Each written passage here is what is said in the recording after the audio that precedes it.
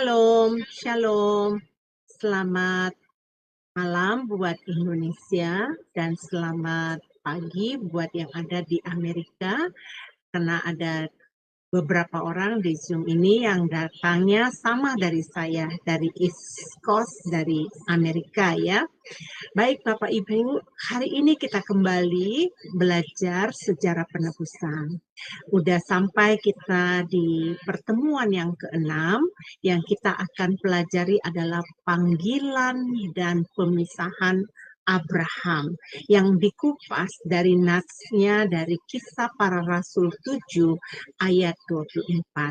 Bapak Ibu, pastikan Anda menyimak acara ini karena dari pelajaran sejarah penebusan banyak sekali ungkapan-ungkapan yang disampaikan kepada banyak orang dan mereka bisa menerima pemahaman yang baru ya. Padahal sebenarnya sih pemahaman ini sudah banyak ya, sudah lama di Alkitab, tetapi melalui sudut pandang sejarah penebusan, kita akan mengerti apa yang dimaksudkan dari beberapa kupasan hari ini. Bapak Ibu, sebelum kita memulai acara kita, saya akan mengundang saudara saya, Pak Romi Tarigan, untuk memimpin kita di dalam doa pembukaan. Dipersilakan untuk Pak Romi Tarigan. Mari kita bersatu di dalam doa. Allah Bapa yang bertahta di kerajaan surga, Allah Abraham, Ishak dan Yakub, Allah yang menciptakan langit, bumi, laut, dan segala isinya. Allah yang kami sembah dan kami puji di dalam Tuhan kami Yesus Kristus. Segala puji, syukur, hormat, dan kemuliaan Bapa hanya bagimu. Kami bersyukur, berterima kasih Bapa pada malam hari ini, pagi hari ini Bapa, kami bisa berkumpul kembali di sini Bapa. Kami haus dan lapar akan firman-Mu Bapa. Kami ingin dapat pengetahuan Bapa, karena pengetahuan itu melebihi daripada emas pilihan Bapa. Biarlah Engkau isi hati dan pikiran kami Bapa, sehingga kami bisa pakaikan juga itu dalam kehidupan kami. Kami bersyukur Bapa, kami bisa hadir di sini. Dan kami bersyukur juga Bapa, buat Bapak pendeta yang akan memberikan firman-Mu, akan membagikan pengajaran buat kami. Biarlah Engkau bisa urapi, dan apapun yang akan diajarkannya Bapa, kami percaya itu berasal daripada-Mu. Kami mau berdoa juga Bapa, setiap perangkat yang di luar kendali kami Bapa, internet, komputer, apapun itu Bapa yang kami tidak bisa capai, kami serahkan itu dalam tangan-Mu Bapa. Terima kasih Bapa. Ampuni dosa kesalahan kami, harmatia, ketidaktepatan, kemelesetan yang kami lakukan Bapa. Kami ingin sekarakter dengan Engkau ya Allah. Terima kasih Tuhan Yesus, terima kasih.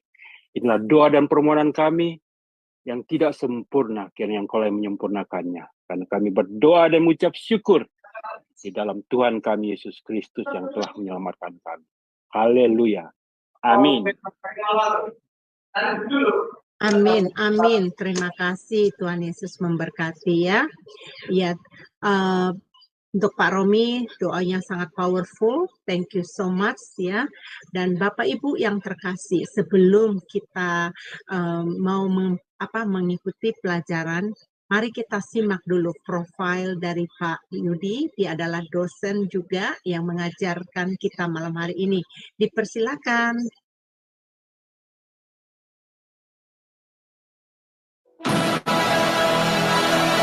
Shalom semua, berjumpa kembali dengan tema Adonai. Dan pada kesempatan kali ini kita akan berkenalan dengan pembicara kita, yakni Bapak Pendeta Yudi M. Lengkong. Dan berikut adalah profil singkat dari beliau. Nama lengkap Pendeta Yudi M. Lengkong, Eskom, MD, MTH, Demin. Beliau lahir di Manado pada tanggal 21 Oktober tahun 1999. Alma Mater, Sarjana Komputer Eskom di Universitas Bina Nusantara, Jakarta pada tahun 2003. Master of Divinity, MD, di the Presbyterian General Assembly, Theological Seminary, Florida, US. Pada tahun 2010, Doctor of Ministry, Demin, di Barrett Theological Seminary, Florida, US pada tahun 2015. Master Teologi MTH di STT Bethesda, Bekasi pada tahun 2021. Pelayanan Pendeta di Gereja Presbyterian Bukit Sion Indonesia di Jalan Telaga Warna 1, Nomor 2, Puri Cinere, Depok. Pembicara seminar buku seri sejarah penebusan untuk Yayasan Damai Sejahtera Utama Depok. Dosen di STT Agiasmos Mission Jakarta. Shalom. Ya, terima kasih telah membantu untuk menampilkan profil dari Bapak Pendeta Yudi Lengkong. Hari ini Bapak Ibu kita sangat penting sekali mempelajari pelajaran hari ini. Nanti Bapak Ibu akan bisa merasakan bagaimana pengajaran sejarah penebusan yang akan memenuhi pengetahuan kita tentang kebenaran firman Tuhan. Untuk pada waktu saat ini saya mempersilahkan kepada Pak Yudi untuk menyampaikan pemaparannya. Baik, shalom Bapak Ibu semua. Terima kasih bisa berkumpul bersama-sama pada malam hari ini. Baik, kita akan melanjutkan pelajaran kita tentang silsilah di Kitab Kejadian yang dilihat dari sudut pandang sejarah penebusan. Jadi kalau kita lihat mengenai sejarah penebusan, sejarah dunia ini sementara berputar dan telah berputar sampai hari ini dan terus berputar, dan seiring waktu sejarah penebusan atau kehendak Allah untuk menyelamatkan umat manusia ini pun sementara berjalan maju di atas ruang dan waktu yang sedang kita jalankan hari ini. Kalau kita lihat sejarah penebusan dari Allah itu berisi tentang kasih Allah, air mata Allah yang ingin memulihkan manusia yang telah jatuh dosa. Nah, itu sebabnya ketika kita memperhatikan di dalam Alkitab, orang-orang Yahudi, mereka menyelidiki kitab-kitab suci karena mereka ingin mendapatkan pemulihan itu. Mereka ingin memiliki hidup yang kekal. Menurut Yohanes 5 ayat 39. Mereka menyelidiki kitab-kitab suci, tapi Yesus bilang apa? Kalian menyelidiki kitab-kitab suci karena lewat mempelajari itu, kalian pikir kalian bisa memperoleh hidup yang kekal. Tetapi kitab-kitab suci bersaksi tentang aku. Ketika setelah Yesus bangkit, dia pun menyatakan sampai 2 kali dicatat dalam kitab Lukas pasal 24 bahwa kitab-kitab suci bersaksi tentang Yesus Kristus. Jadi Yesus Kristus, dialah Allah, dialah firman yang menjelma menjadi manusia. Dialah pencipta kita, dan lewat Yesus Kristus pada akhirnya kita memperoleh jalan untuk kembali kepada Allah Bapa. Di dalam Alkitab mengenai Yesus Kristus itu sudah diperkenalkan sejak Perjanjian Lama, karena fokus dari Perjanjian Lama itu merupakan Yesus Kristus. Sama seperti itu, fokus dari Perjanjian Baru pun adalah Yesus Kristus. Pada akhirnya kitab suci berpusat kepada Yesus Kristus. Hari ini kita akan melihat mengenai Abraham, bahwa untuk melaksanakan kehendak Tuhan, Abraham, bapa iman, dia mengalami pemisahan di dalam kehidupan dia. Dia dipisahkan dari hal-hal yang bisa menghambat untuk dia itu terfokus kepada Tuhan. Kalau kita lihat di dalam kitab Kejadian pasal yang pertama, itu merupakan pasal penciptaan, tetapi di saat yang sama kita bisa lihat dari sisi yang berbeda, itu merupakan pekerjaan pemisahan. Dikatakan di hari pertama Allah memisahkan terang itu dari gelap, kemudian Allah memisahkan air atas dan air bawah, Allah pisahkan lagi dan pisahkan dan pisahkan dan pisahkan. Pada akhirnya pekerjaan pemisahan pun kita alami bahkan sampai hari ini. Dan namanya berpisah, memisahkan diri dari sesuatu hal atau dari seseorang, itu meninggalkan luka, penderitaan. Ini kita akan lihat seperti apa kehidupan panggilan dan pemisahan yang Abraham lalui. Baik.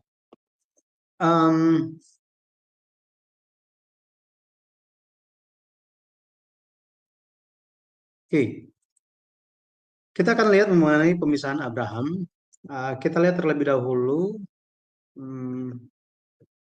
Kejadian, atau kita langsung ke Kisah Para Rasul, maaf. Kisah Para Rasul 7 ayat 2 sampai 3. Ayat 2 sampai 4 saya akan baca. Ayat yang kedua, jawab Stefanus, hai saudara-saudara dan bapak-bapak, dengarkanlah, Allah yang maha mulia telah menampakkan dirinya kepada bapa leluhur kita Abraham ketika ia masih di Mesopotamia, sebelum ia menetap di Haran. Dan berfirman kepadanya, keluarlah dari negerimu dan dari sanak saudaramu, dan pergilah ke negeri yang akan kutunjukkan kepadamu. Ayat yang keempat, maka keluarlah ia dari negeri orang Kasdim, lalu menetap di Haran. Dan setelah ayahnya meninggal, Allah menyuruh dia pindah dari situ ke tanah ini, tempat kamu diam sekarang. Baik. Mengenai Abraham, bagaimana dia dipanggil oleh Tuhan untuk melaksanakan pekerjaannya, Abraham itu mengalami panggilan dari Allah untuk meninggalkan suatu tempat itu 2 kali. Ya, itu 2 kali. Dan dia mengalami pemisahan itu beberapa tahap sampai puncak pemisahannya yang dia puncak dari pekerjaan pemisahan yang dijalankannya. Setelah itu Allah mengakui imannya sebagai iman yang memiliki iman yang takut akan Allah. Ketika kita bicara tentang pemisahan Abraham, itu ada 4 hal. Pendeta Abraham Park mencatat itu menyusunnya itu ada 4 prosesnya, 4 proses. Yang pertama itu pemisahan dari negeri, sanak saudara, dan rumah bapa. Ini kemudian yang kedua dipisahkan dari Lot. Setelah itu dipisahkan dari Ismail, dan yang terakhir dipisahkan dari Ishak. Setelah ini Allah mengakui iman Abraham sebagai iman yang takut akan Allah. Iman yang takut akan Allah. Yare dalam bahasa Ibraninya. Dan pendeta Abraham Park dia di dalam bukunya dia mengatakan bahwa iman Abraham takut akan Allah. Ini iman yang takut akan Allah itu iman yang seperti apa? Mengandung hal seperti apa? Jadi yang pertama mengandung iman yang besar, kemudian ketaatan yang besar, lalu kesukacitaan yang besar. Jadi memiliki iman kepada Allah yang besar, kemudian taat sepenuhnya kepada Allah, dan ada sukacita. Ada sukacita di dalam iman kepada Allah. Nah, saya percaya ini pun menjadi iman yang perlu kita miliki. Iman yang takut akan Allah. Jadi di dalam iman kita harus besar, kita harus taat sepenuhnya, kemudian harus ada sukacita di dalam ketaatan kita. Kadang-kadang kalau ketaatan bisa terpaksa gitu ya, tetapi harus dengan sukacita baru dikatakan takut akan Allah. Baik, kita akan lihat yang pertama pemisahan dari negerinya, dari sanak saudaranya, dan dari rumah bapaknya. Abraham mendapatkan 2 panggilan dari Allah untuk meninggalkan tempat tinggalnya 2 kali, ya, 2 kali. Yang pertama itu di Ur Kasdim, ini dicatat di Kisah 7 ayat 2 sampai 3. Kemudian panggilan yang kedua itu di Haran. Kejadian 12 ayat yang pertama. Kita akan lihat mengenai perbedaan-perbedaannya. Mengenai hal ini, banyak orang yang hanya tahu Abraham hanya dipanggil 1 kali saja. Ya, 1 kali saja. Jadi ini adalah Ur Kasdim, ya, Ur Kasdim di Babel.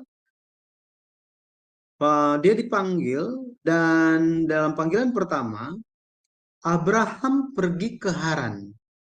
Sebenarnya bukan Haran menjadi tujuan Allah. Tujuan Allah itu adalah Kanaan. Tetapi Abraham dalam panggilan yang pertama, dia itu keluar dari Ur Kasdim, dia pergi ke Haran. Di Kisah 7 ayat 2 sampai 3 yang telah kita baca tadi, perintahnya adalah pergilah dari negerimu dan dari sanak saudaramu. Dari negerimu dan dari sanak saudaramu. Dan kalau kita lihat di kitab Kejadian 11 ayat 31, Kejadian 11 ayat 31 mencatat bahwa yang keluar dari Ur Kasdim itu adalah Tera, Abram, Lot, dan Sarai. Lot dan Sarai. Nah, panggilan pertama di Ur Kasdim, kalau kita lihat, isi dari panggilan yang pertama ini adalah, pergilah, keluarlah dari negerimu, sanak saudaramu, dan pergilah ke negeri yang akan kutunjukkan kepadamu. Nah, lanjutan dari bagian Alkitab ini, ayat Alkitab ini, itu ada di Kisah Para Rasul sebenarnya. Ada Kisah Para Rasul.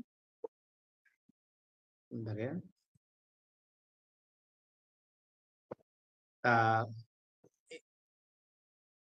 Dari Kisah Para Rasul 7 ayat 2 sampai 3, kita akan lihat lanjutan ceritanya di kitab Kejadian.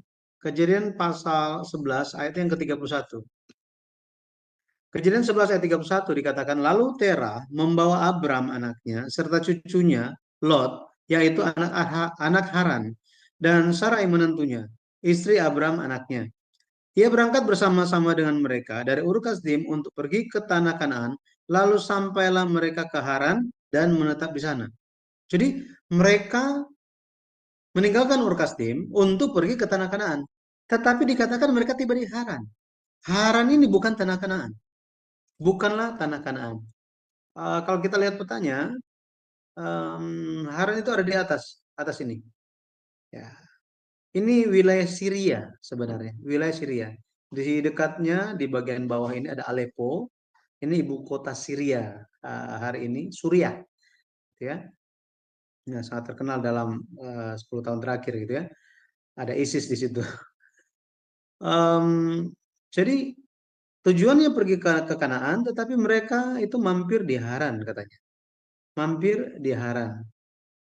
Yang pergi Tera, Abram, Lot, dan Sarai. Nah, di sini Abram taat. Tetapi kenapa? Sebenarnya Abraham yang dipanggil, Tera yang pergi. Seolah-olah yang muncul atau yang dominan di sini adalah Tera. Lalu Tera membawa Abraham.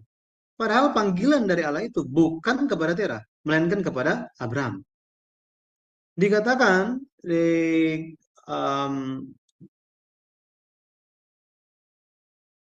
Kisah Para Rasul, di Kisah Para Rasul 7, ayatnya yang kedua dikatakan, Allah yang Maha Mulia telah menampakkan dirinya kepada bapa leluhur kita Abraham. Nah, ada ekspresi Allah yang Maha Mulia. Allah yang Maha Mulia menurut kitab Mazmur, Allah yang Maha Mulia ini menunjuk kepada Allah yang suaranya itu mengguntur, ya. Suaranya itu mengguntur, ya. Mazmur bentar ya, Mazmur 29, Mazmur 29 ayat yang ketiga, suara Tuhan di atas air, Allah yang mulia mengguntur, Tuhan di atas air yang besar. Jadi Abraham dia mendengar suara Allah, perintah Allah, dan dia nyatakan kepada ayahnya tentang penglihatan yang dia alami. Bagaimana Allah bertemu dengan dia. Allah menampakkan diri kepada Abraham. Jadi kita lihat karena zaman dulu itu sistem patriarkat, artinya kepala keluarga, papa itu yang dominan, dia yang memutuskan segala sesuatunya, sehingga Alkitab memunculkan Tera, seolah-olah dia yang memimpin keluar, gitu ya. Tetapi Tera pun keluar gara-gara apa? Gara-gara Abraham yang kasih tahu. Ya, jadi ini panggilan yang pertama. Kita perhatikan di Yosua 24 ayat 2 sampai 3, dikatakan bahwa beginilah firman Tuhan Allah Israel, dahulu kala di tepi sungai, di seberang sungai Efrat, disitulah diam nenek moyangmu, yakni Tera, ayah Abraham dan ayah Nahor, dan mereka beribadah kepada Allah lain. di sini merupakan kalau kita lihat merupakan lanjutan kondisi seperti apa kehidupan keturunan dari Pelek, ya, keturunan dari Pelek yang berpartisipasi di dalam pembangunan Menara Babel. Mereka itu mulai dengan ketidaktaatan kepada Allah. Mereka campur tangan dengan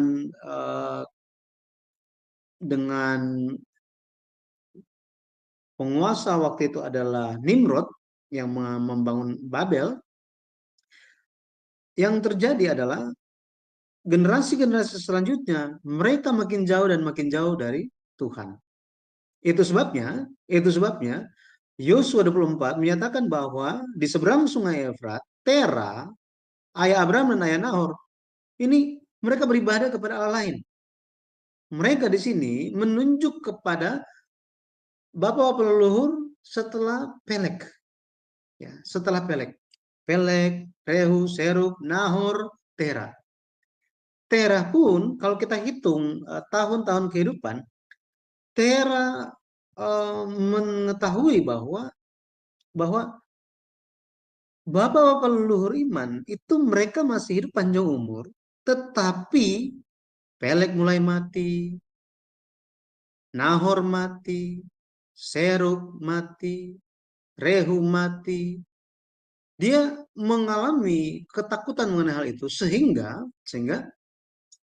ketika Abraham memberitahukan mengenai Allah yang menampakkan diri, pesan dari Allah yang Maha Mulia itu, Tera langsung ambil keputusan bahwa Abraham dan Lot serta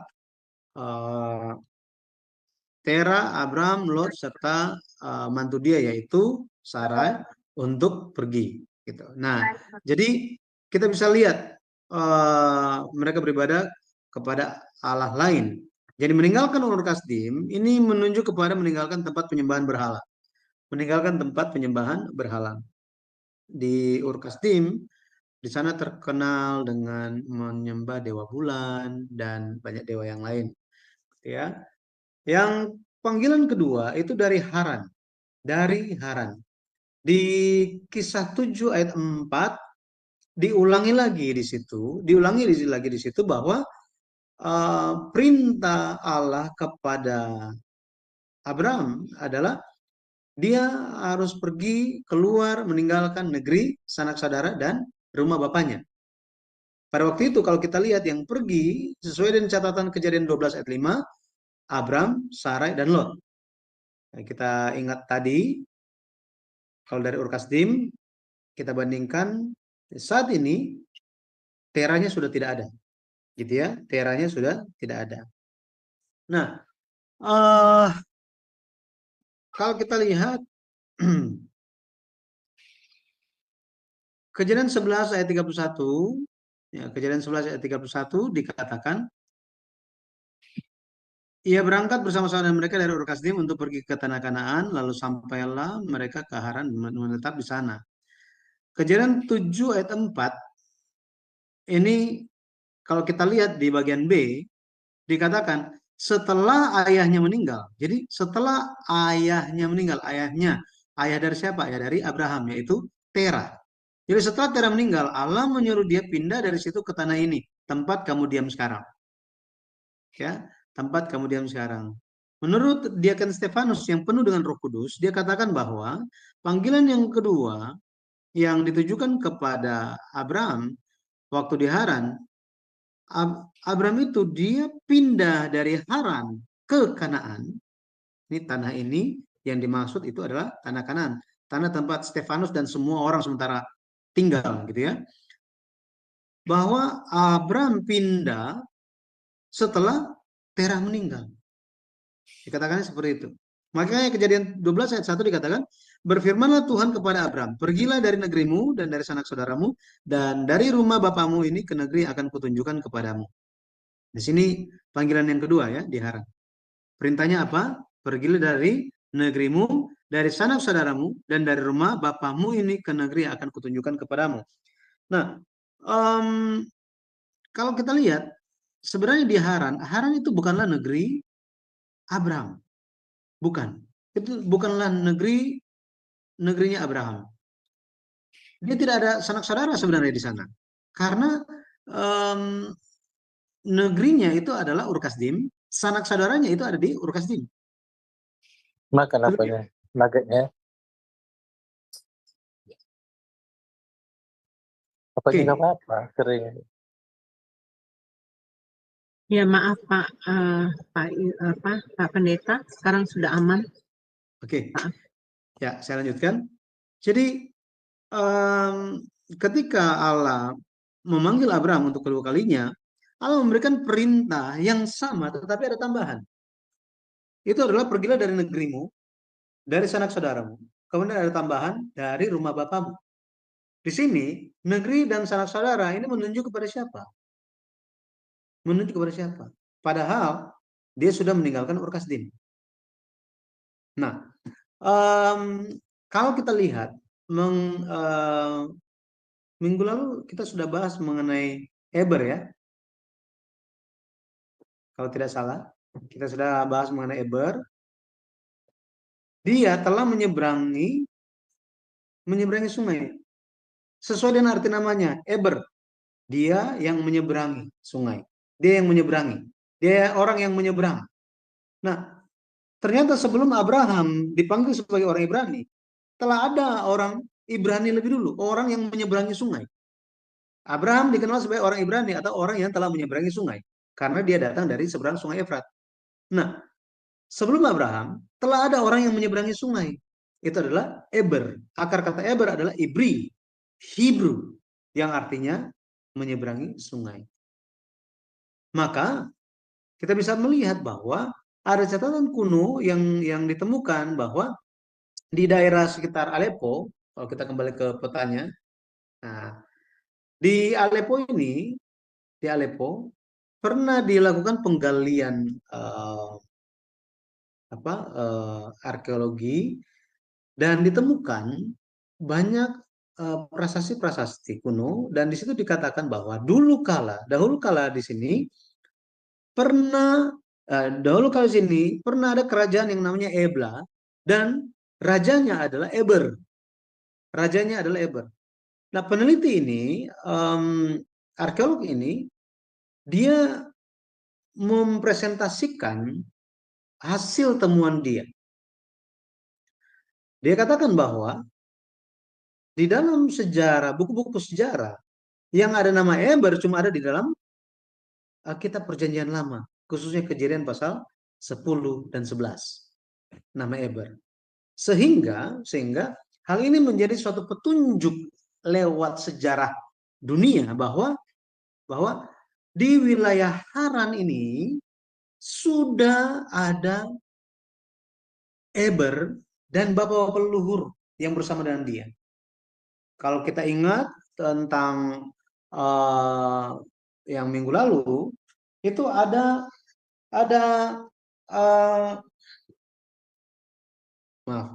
di situ ada perbandingan. Kita bisa melihat bersama-sama bahwa bapak leluhur iman, Nuh, Sem, Arpaksad, Sela, Eber, mereka masih hidup panjang umur. Sepertinya Eber telah membawa Nuh, Sem, Arpaksad, Sela untuk meninggalkan lokasi pembangunan Menara Babel dan menetap di Haran. Itu sebabnya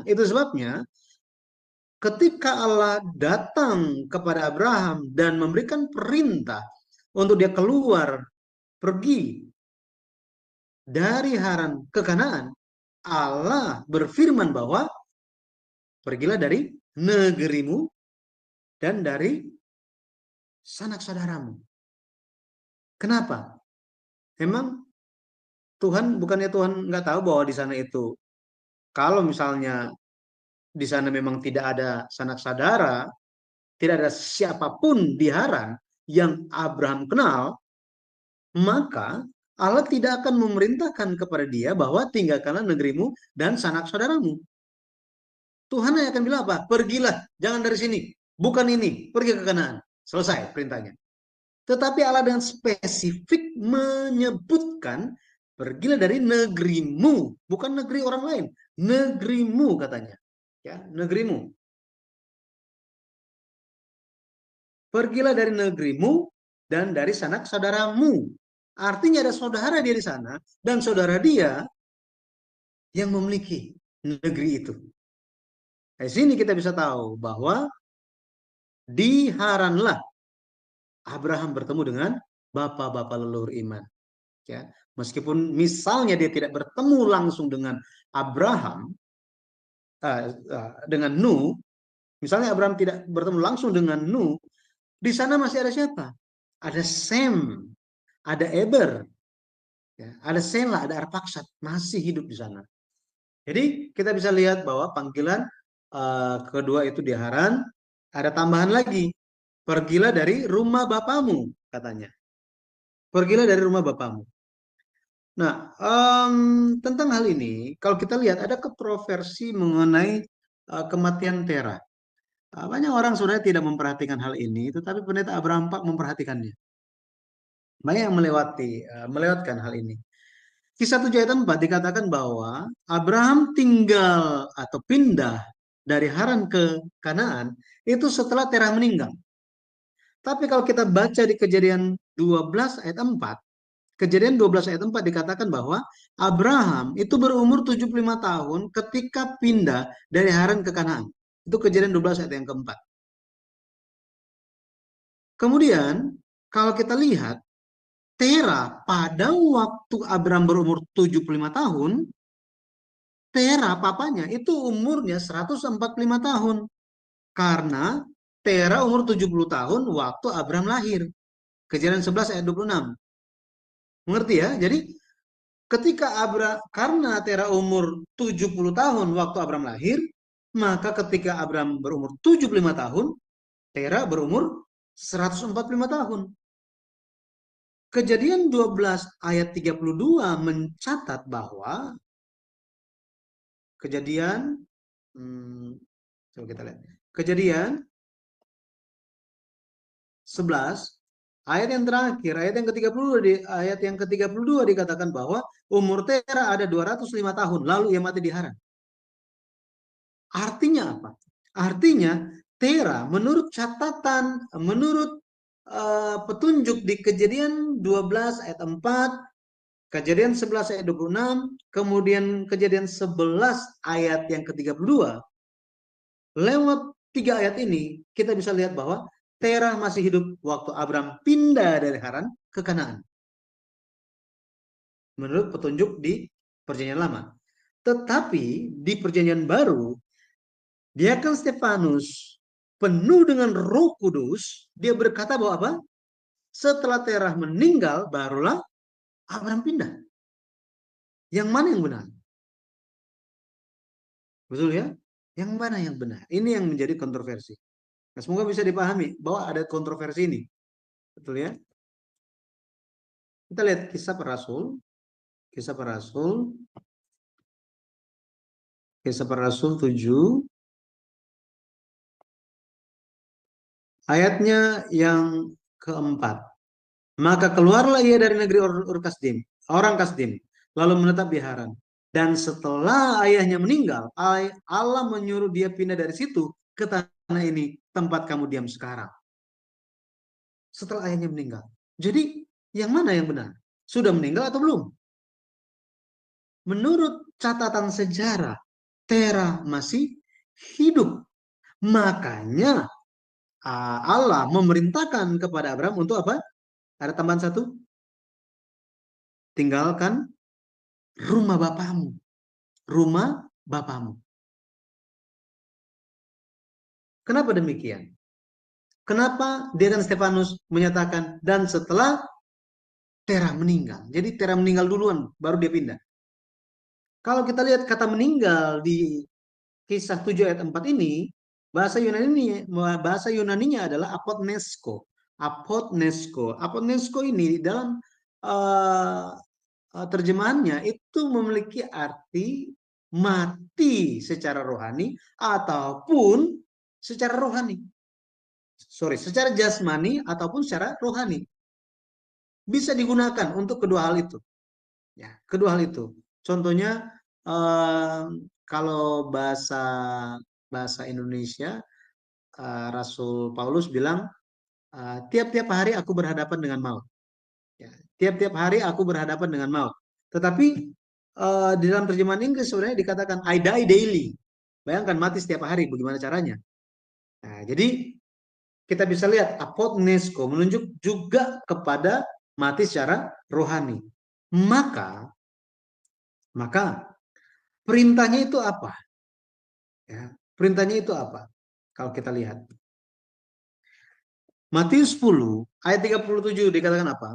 Barang siapa mengasihi bapak atau ibunya lebih daripadaku, ia tidak layak bagiku. Dan barang siapa mengasihi anaknya laki-laki atau perempuan lebih daripadaku, ia tidak layak bagiku. Haran bukanlah kehendak Tuhan. Kanaan yang menjadi kehendak Tuhan. Akan tetapi di Haran, Abraham berlambat-lambat. Dan Abraham berlambat-lambat itu gara-gara siapa? Gara-gara Terah. Arti nama Terah adalah berlambat-lambat atau menunda-nunda. Pak, bukan di sini kehendak Tuhan. Kanaan. Ya sebentar lagi, saya juga kan sudah tua. Kamu gimana sih? Ya, anak kan harus menghormati orang tua. Ya, kita hidup di zamannya ini kamu harus taat. Harus mengasihi orang tua, taat kepada orang tua. Jadi Abraham mesti lebih taat kepada siapa? Kepada Terah atau kepada Bapa jasmani? Bapa yang di bumi atau Bapa di sorga? Betul ya? Pada akhirnya meninggalkan Haran. Itu adalah lebih mengikuti Allah Bapa di sorga daripada Bapa jasmani. Abraham, dia telah dipisahkan. Dipisahkan dari mana? Dari negerinya, sanak saudaranya, dan dari rumah bapaknya. Dari rumah bapaknya. Dari papanya sendiri. Itu sebabnya harus mengasihi Allah lebih dulu. Allah terlebih dahulu dibanding yang lain. Makanya Rasul Paulus pun menyatakan bahwa hormatilah ayahmu dan ibumu di dalam Tuhan. Di dalam Tuhan. Seperti demikian. Jadi ada pemisahan yang terjadi. Ada cerita katanya, mungkin bapak-bapak ibu-ibu pernah dengar ceritanya, mengenai Abraham dan Terah. Terah itu dia punya toko penyembahan toko berhala. Ya, toko berhala. Semua jenis berhala ada di sana. Suatu ketika Terah lagi keluar kota, suruh Abraham jaga. Abraham dia telah mendengar cerita tentang Allah yang benar, ya Allah yang maha mulia itu. Nah, yang terjadi Abraham menghancurkan semua berhala-berhala itu dan disisakan yang besar. Terus dia taruh kayu di situ. Ketika papanya pulang, ketika Terah itu balik ke rumah, dia sangat kaget karena tokonya, tempat usaha dia, penghidupan dia, hancur semuanya. Dia marah, dia panggil Abraham, dia tanya, apa yang telah terjadi? Abraham bilang, oh tadi malam mereka berantem semuanya, saling nggak cocok. Dan yang benar ada yang paling besar itu. Terah bilang, mana mungkin itu terjadi? Mereka kan benda mati. Jawab dari Abraham apa? Papa sudah tahu itu semua benda mati, ngapain masih disembah? Ya, ada cerita seperti itu. Saya lupa source-nya dari mana. Nanti saya coba ingat lagi, saya lihat catatan lagi gitu ya. Ada cerita seperti itu. Kemudian pemisahan yang kedua itu adalah pemisahan dari Lot. Pemisahan dari Lot. Kalau kita baca di Kejadian 13 ayat yang ke-9 sampai 13, ada peristiwa yang terjadi, itu adalah gembala-gembalanya Abraham dan gembala-gembalanya Lot itu berantem. Ketika berantem, akhirnya Abraham panggil Lot, ya udah Lot, negeri ini kan luas. Kalau kamu ke kanan, saya ke kiri, kamu ke kiri, saya ke kanan. Nah, waktu itu Lot seharusnya dia kan ponakannya Abraham. Harusnya dibilang apa? Ya, masa saya? Om duluan dong yang pilih, om yang gimana, ya saya baru pilih yang lain. Atau ya saya tegur gembala saya. Saya tegur mereka semua supaya mereka itu pokoknya mengerti bahwa apa? saya juga, mereka juga bisa kerja, bisa ada semuanya. Itu gara-gara bersama-sama dengan ya Om Abraham. Gitu. Nanti saya tegur mereka semua. Yang penting kita tetap sama-sama. Bisa saja seperti itu kan? Akan tetapi di saat ini Alkitab menampakkan sifat asli dari Lot. Ketika Abraham bilang demikian, kalau kamu ke kiri, saya ke kanan, kamu ke kanan, saya ke kiri, dia melihat, wah, lembah Yordan itu subur, seperti taman Tuhan, seperti tanah Mesir, sangat indah. Karena Lot pernah, emang Lot pernah lihat taman Tuhan? Taman Eden nggak pernah kan? Nggak pernah, tetapi dia dengar cerita semuanya. Tentang cerita, oh, kok ceritanya bisa sampai ke sini? Karena Adam masih hidup semasa dengan Lamek, papanya Nuh. Dan Nuh ini masih terus hidup panjang umur, mewariskan iman. Bahkan hidup semasa dengan Abraham selama 58 tahun. Sem itu hidup lebih lama daripada Abraham. Nah, kalau kita lihat, taman Tuhan itu digambarkan hal yang sangat-sangat indah. Kemudian dibilang seperti tanah Mesir, sangat indah. Kenapa? Karena kalau kita baca di Kejadian pasal 12, ketika kelaparan terjadi, Abraham tanpa konsultasi kepada Allah pergi ke Mesir. Lot pergi ke sana, lihat, wah, luar biasa. Sejak waktu itu matanya Lot itu berbeda. Menurut dia apa? Wah, ini selembah Yordan ini seperti tanah Mesir, sangat-sangat indah. Maka Lot itu menggambarkan keserakahan akan dunia. Allah memisahkan Abraham dari Lot. Menunjukkan apa? Allah memisahkan Abraham dari keserakahan dunia. Keserakahan dunia. Nah, pemisahan-pemisahan ini pun ya, ini bagi kita, betul ya? Karena firman Tuhan bukan dulu, tetapi sekarang dan selama-lamanya. Tetap sama, kita harus dipisahkan dari keserakahan dunia. Sama seperti tadi kita harus dipisahkan dari penyembahan berhala, dari lebih mengasihi, mengutamakan kehendak Allah Bapa. Kemudian pemisahan yang ketiga itu dari Ismail. Kejadian 21 ayat yang ke-12, kemudian Galatia 4 ayat 22 sampai 23. Nah, Kejadian pasal 21 kalau kita baca, di situ dikisahkan tentang tentang Ishak ketika dia cerai susu. Bagi orang Ibrani, cerai susu atau pisah susu itu sekitar umur 3 tahun.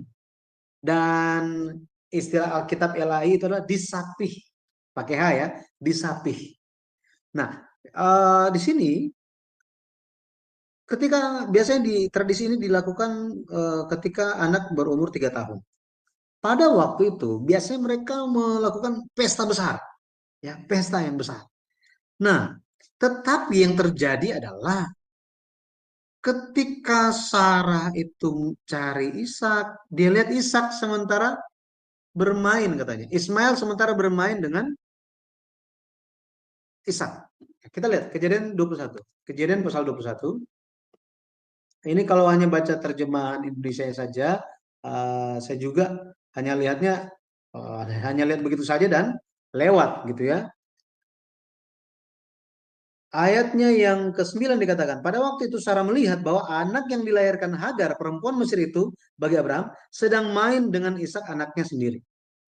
Kata main di sini, itu bahasa Ibraninya berarti mengolok-olok, mempermainkan. Ini, ya, mengolok-olok atau mempermainkan. Itu sebabnya, Kitab Galatia menggambarkannya sebagai peristiwa menganiaya. Menganiaya. Ya. Coba kita lihat Galatia 4. Galatia 4 ayatnya yang ke-29. Ayat 29 dikatakan apa? Tetapi seperti dahulu, dia di sini adalah Ismail, yang diperanakan menurut daging, menganiaya yang diperanakan menurut roh, demikian juga sekarang ini. Ya, yang diperanakan menurut roh, Ini menurut janji itu menunjuk kepada Ishak. Jadi dianiaya. Ishak itu dianiaya. Kalau kita lihat beda mereka itu ada, ya, beda mereka itu ada 14 tahun. Jadi ketika Ishak lahir, umur dari Ismail itu adalah 14 tahun. Ketika Ishak umur 3 tahun, berarti Ismail itu 17 tahun. Bayangkan anak 17 tahun menganiaya, mempermainkan, mengolok-olok secara fisik kepada anak umur 3 tahun. Gimana mamanya nggak marah? Betul ya? Nah, kitab Galatia menggambarkannya. Abraham ada 2 istri katanya. Ada 2 istri.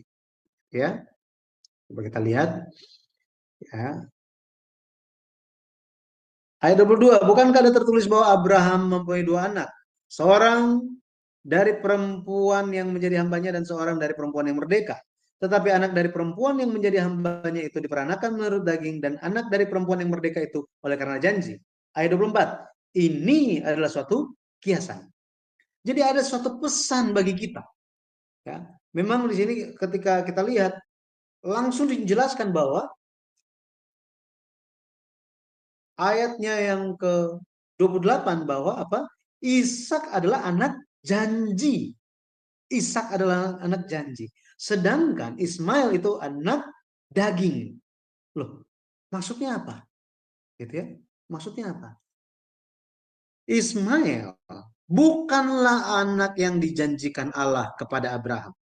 Ismail bukanlah keturunan yang Allah janjikan kepada Abraham dari awal. Bukan. Ismail lahir gara-gara apa? Gara-gara Sarai berpikir bahwa apa? Dia sudah tua, sudah mati haid, sudah tidak bisa punya anak. Mungkin lewat Hagar, pembantu dia, maka bisa dapat anak. Abraham bilang apa? Ya, Abraham setuju. Kita lihat. Kejadian. Kita lihat Kejadian 16. Ayatnya yang kedua dikatakan, berkatalah Sarai kepada Abraham, engkau tahu Tuhan tidak memberi aku melahirkan anak. Karena itu baiklah hampiri hambaku itu. Mungkin oleh dialah aku dapat memperoleh seorang anak. Dan Abraham mendengarkan perkataan Sarai. Dari sini ya. Abraham mendengarkan perkataan Sarai.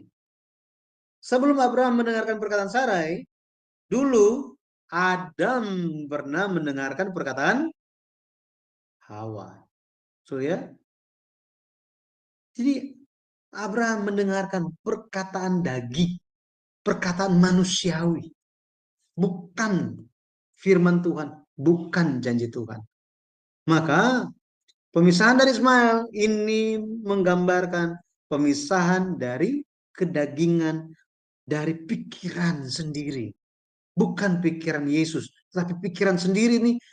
Orang manusia memiliki pikiran sendiri, bukan pikiran Kristus. Rasul Paulus menasihati di Filipi 2 ayat 5, hendaklah kamu dalam hidupmu bersama menaruh pikiran dan perasaan yang terdapat juga dalam Kristus Yesus. Ini pemisahan yang ketiga. Pemisahan yang keempat di Kejadian pasal 22, kalau kita lihat, nah kita tahu ceritanya gitu ya. Tahu ceritanya. Ini merupakan satu perintah yang sangat-sangat berat bagi seorang Abraham. Sangat-sangat berat. Bayangkan, Tuhan mengatakan di Kejadian 22 ayat 1, ayat yang kedua dikatakan bahwa Abraham, ambillah anakmu yang tunggal itu yang engkau kasihi. Ditetapkan di sini, bayangkan, anakmu yang tunggal. Artinya apa? Bukan yang lain, bukan Ismail, tetapi siapa? Ishak. Yang engkau kasihi. Waduh, luar biasa. Terus ditetapkan siapa dia? Ishak. Anak yang itu. Pergilah ke Tanah Moria dan persembahkanlah dia di sana sebagai korban bakaran, katanya. Korban bakaran itu, Bapak Ibu, itu binatang kalau jadi korban bakaran itu perlu kakinya itu, semua kakinya itu dipotong gitu ya. Empat-empatnya itu dipotong semuanya, kemudian kepalanya dipotong, isi perutnya dikeluarkan. Bayangkan, Tuhan memberikan perintah yang sangat sadis seperti ini. Wah, sangat-sangat berat, gitu ya. Karena kalau kita lihat, bukannya pada saat itu juga proses ketaatan, bukan ketaatan, proses untuk mempersembahkan Ishak sebagai korban bakaran itu nggak langsung di hari itu juga. Tetapi ayat yang keempat kalau kita lihat pada hari ketiga, jadi sudah jalan 3 hari. 3 hari ini sangat-sangat berat bagi seorang Abraham. Sangat-sangat berat. Tetapi Allah perlu melakukan hal ini karena Allah hendak menjadikan Abraham seseorang model standar dari iman. Makanya dia disebut sebagai Bapa iman, Bapa orang beriman. Ini luar biasa, ya. Pada akhirnya seperti firman di Ulangan 6 ayat 5, kasihlah Tuhan Allahmu dengan segenap hatimu dan dengan segenap jiwamu dan dengan segenap kekuatanmu. Dia harus mengasihi Tuhan. Bahkan apa? Sampai menyerahkan hidup dia. Kenapa? Untuk Tuhan bilang, oh ya korbankanlah dirimu sendiri. Nah, itu gampang. Tetapi korbankan Ishak, anak yang dikasihi. Wah, di dalam teks asli ini bukan berbicara tentang anak yang masih SD, bukan SMP, tetapi dia seorang pemuda, ya pemuda menuju dewasa yang bisa pikul kayu bakar untuk apa? Untuk memberikan korban persembahan. Bayangkan mau bakar satu domba itu perlu berapa banyak kayu api, betul ya? Ingat, bakarnya itu bukan bakar begitu aja, tetapi bakar sampai hangus habis. Wow, korban bakaran. Tetapi dia telah mengasihi Tuhan. Matius 22 ayat 37. Kasihlah Tuhan Allahmu dengan segenap hatimu, dengan segenap jiwamu, dan dengan segenap akal budimu. Mengasihi Allah itu, wow, mengasihinya sampai seperti demikian. Pemisahan dari Ishak, memisahkan diri dari hal yang kita kasihi melebihi Tuhan. Melebihi Tuhan. Jadi pada akhirnya, apa berkat yang dia terima? Yang pertama, dia menerima pengakuan atas imannya. Pengakuan atas imannya. Makanya, ketika kita berdiri di hadapan Allah, maka kita pun akan diakui di hadapan malaikat-malaikat. Luar biasa. Kejadian 22 ayat 12. Lalu ia berfirman, jangan bunuh anak itu dan jangan kau apa-apakan dia, sebab telah kuketahui sekarang bahwa engkau takut akan Allah dan engkau tidak segan-segan untuk menyerahkan anakmu yang tunggal kepadaku. Allah mengakui imannya sebagai iman yang takut akan Allah. Dia ada iman yang besar, dia ada ketaatan yang besar, dia ada sukacita yang besar. Yang kedua, dia menerima berkat yang luar biasa di sini. Ini diekspresikan di Kejadian 22 ayat 17. Maka aku akan memberkati engkau berlimpah-limpah. Ini luar biasa. Berlimpah-limpah. Dan membuat keturunanmu sangat banyak seperti bintang di langit dan seperti pasir di tepi laut, dan keturunanmu itu akan menduduki kota-kota musuhnya. Wow, menjadi pemenang. Bukan cuma berkat berlimpah saja, tetapi nggak ada lawan. Orang Timur bilang, saya nggak ada lawan, gitu ya. Berkat yang luar biasa. Berkat yang luar biasa. Yang ketiga, dia menjadi sumber berkat. Ayat 18. Oleh keturunanmu lah semua bangsa di bumi akan mendapat berkat karena engkau mendengarkan firman-Ku. Keturunan di sini, kitab Galatia pasal 3 katakan apa? Bukan kepada keturunanmu seolah-olah banyak orang, tetapi kepada satu keturunanmu, yaitu Yesus Kristus. Pada akhirnya semua bangsa di bumi ini, termasuk Indonesia, termasuk orang Medan, orang Batak, orang Manado, orang Papua, orang Jawa, orang Sumatera, Kalimantan, dimanapun, semua bangsa dapat berkat lewat siapa? Lewat Yesus Kristus. Dikatakan, oleh keterangan mula, semua bangsa di bumi akan mendapat berkat. Berkat itu, dia menjadi sumber berkat. Lewat Abraham, datanglah Yesus Kristus, sumber berkat yang sejati. Bagaimana? Apa alasan dia menerima semua berkat ini? Karena mendengarkan firman.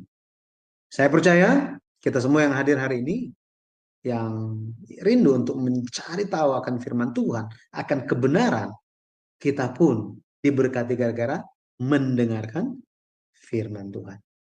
Haleluya. Yang terakhir, jadi Kisah 12 ayat 2-3, aku akan membuat engkau menjadi bangsa yang besar dan memberkati engkau serta membuat namamu masyhur dan engkau akan menjadi berkat. Aku akan memberkati orang-orang yang memberkati engkau dan mengutuk orang-orang yang mengutuk engkau. Dan olehmu semua kaum di muka bumi akan mendapat berkat. Jadi Tuhan tegaskan lagi, semua kaum akan dapat berkat lewat kamu, katanya. Ya. Pada akhirnya jalan pemisahan kudus itu bagi kita hari ini, kita harus keluar dari Babel, katanya. Ya, Wahyu 18 ayat 4, hidup dikuduskan terpisah dari dunia, menjaga kekudusan, menolak ajaran liberal yang berdasarkan teori sekuler yang menyimpang dari firman. Ini semua harus kita lalui. Karena pemisahan, pengudusan itu artinya apa? Dipisahkan, dikeluarkan yang bukan kehendak Tuhan. Yang bukan kehendak Tuhan. Ketika kita mengalami pemisahan itu, tidak terluput kita juga mengalami penderitaan. Tapi meskipun di tengah-tengah penderitaan, kita perlu ingat dan percaya bahwa apa? Allah beserta kita. Allah beserta kita. Immanuel. Hari ini karena kita menerima berkat yang luar biasa dari Allah Bapa kita.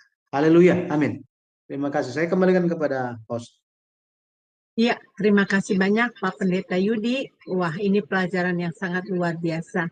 Bapak Ibu melihat bagaimana pengajaran sejarah penembusan yang sistematis ya. Jadi kita terperinci bagaimana pemisahan Bapak Abraham kita dari beberapa hal yang tadi telah dijabarkan. Tapi sebelum ruang tanya jawab, nanti diberikan kesempatan kepada Bapak Ibu untuk bertanya langsung kepada Pak narasumber kita. Saya akan meminta bantuan kepada Sis Aling untuk membacakan tentang promosi channel kami ya. Baik, sebentar ya. Oke. Kenapa sudah lompat lagi? Sebentar ya, saya. Ya, mulai dari sini Sis. Ya, baik Bu Heni, terima kasih. Bapak Ibu yang terkasih, pada hari Minggu tanggal 23 Juli 2023 di jam 19.00 waktu Indonesia Barat akan ada ibadah online di Sema Adonai dengan Pendeta Daniel sebagai narasumbernya dengan judulnya adalah Iman yang Besar di Mata Tuhan. Selanjutnya, pada hari Selasa 25 Juli 2023 di jam 21.00 waktu Indonesia Barat, Sema Adonai akan mengadakan kelas pengajaran Freedom in God dengan tema materi musafir yang dibawakan oleh narasumbernya yaitu Pendeta Dr. Jos Sudarman dengan moderatornya adalah Ibu Heni. Selanjutnya, dan pada hari Kamis tanggal 27 Juli 2023, Sema Adonai juga akan mengadakan kelas yang menjadi narasumbernya adalah Pastor Thomas Gunawan dengan judul materi Man of God. Dan yang menjadi hostnya adalah Bro Kodex FH. Selanjutnya adalah acara yang direlay ke channel-channel YouTube berikut ini, yaitu channel Sema Adonai, channel Omihen, channel Epaphroditus Bakti Satoto, channel Abi Ismail, channel Ferdinand Wardana, channel Batu Karang, channel Kodek Eva, channel Nebu Ali, channel Antara, channel Ganet Sidan, dan channel King Alexanders. Baik, kepada Bapak Ibu yang terkasih di dalam Kristus, harap mensubscribe channel-channel kami, like dan men-share-nya agar pelayanan kami semakin lebih maju lagi ke depannya. Terima kasih Bapak Ibu yang terkasih di dalam Kristus. Ya, terima kasih Sis Aling. Saya stop dulu ini. Ya, baik, terima kasih ya. Tuhan Yesus memberkati semuanya. Bagaimana Bapak Ibu? Apakah Bapak Ibu belajar sesuatu hari ini? Saya percaya Bapak Ibu mempelajari hal-hal yang mungkin Bapak Ibu baru pertama sekali mendengarkannya. Apakah Bapak Ibu ada yang ingin bertanya? Ya, silakan. Saya akan menyampaikan pertanyaan ini kepada Pak Yudi. Ini mewakili beberapa orang ya. Pak Pendeta Yudi, tadi Bapak Pendeta Yudi menampilkan bahwa istri Abraham itu ada dua. Nah, bagaimana yang kebenarannya? Sebab ada juga pendapat dari beberapa orang ya mengatakan bahwa si Hagar itu adalah si Keturah yang telah digantikan namanya. Jadi istrinya Abraham itu adalah dua. Nah, menurut Pak Pendeta Yudi, minta penjelasannya mengenai tampilan tadi layar itu, biar supaya mereka bisa mengetahuinya. Silakan Pak. Baik, terima kasih Ibu. Terima kasih atas pertanyaan yang telah disampaikan. Jadi kita melihat itu hanya berdasarkan Galatia pasal 4. Tadi saya sampaikan ya, Galatia pasal 4. Untuk sebagai penjelasan bahwa Ismail itu menunjukkan, pemisahan dari Ismail menunjukkan atau memiliki makna. Dilihat dari sudut pandang sejarah penulisan, makna pemisahan itu adalah memisahkan dari pikiran daging, pikiran manusiawi, manusia sendiri, gitu ya. Kita sementara bahas topik itu, sehingga kitab Galatia hanya membandingkan Sarah dan Hagar, ya, Sarah dan Hagar. Rasul Paulus menyebutkan dua, ya, istrinya, ada dua, katanya ya, ada dua. Sebenarnya nggak secara langsung bilangnya istri, gitu ya. Mungkin yang saya sampaikan itu sedikit membingungkan, maaf ya.